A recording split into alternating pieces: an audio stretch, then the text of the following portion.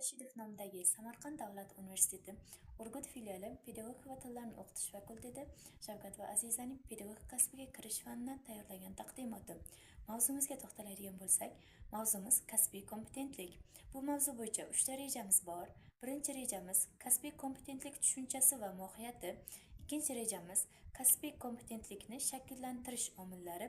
Uchinchi rejamiz kasbiy kompetentlikni rivojlantirish yo'llari. Ma'lumotga to'xtaladigan bo'lsak, kasbiy kompetentlik o'zi mutaxassis tomonidan alohida bilim, malakalarni egallashni emas, balki har bir mustaqil yo'nalish bo'yicha interaktiv bilimlar va harakatlarni o'zlashtirishni nazarda tutadi.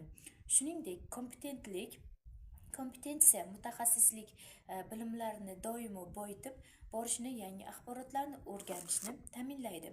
Kasbiy kompetentlik mutaxassis tomonidan kasbiy faoliyatni amalga oshirish uchun zarur bo'lgan bilim, ko'nikma va malakalarni egallashni va ularni amalda yuqori darajada qo'llay olinishini ta'minlaydi.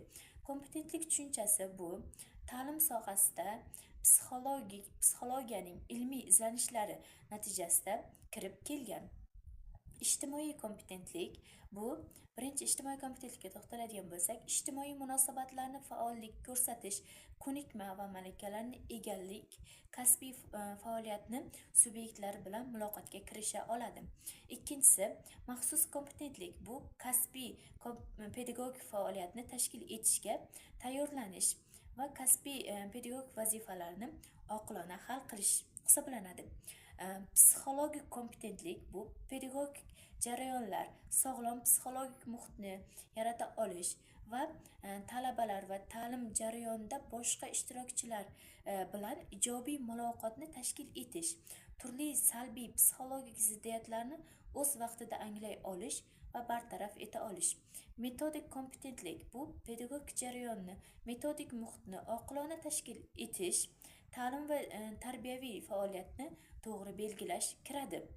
Xulosa qilib aytishimiz mumkinki, kasbiy kompetentlik bu mutaxassisning o'z kasbiga oid bilim, ko'nikma va malaka va shaxsiy fazilatlarni uyg'un holda qo'llay olish qobiliyatidir.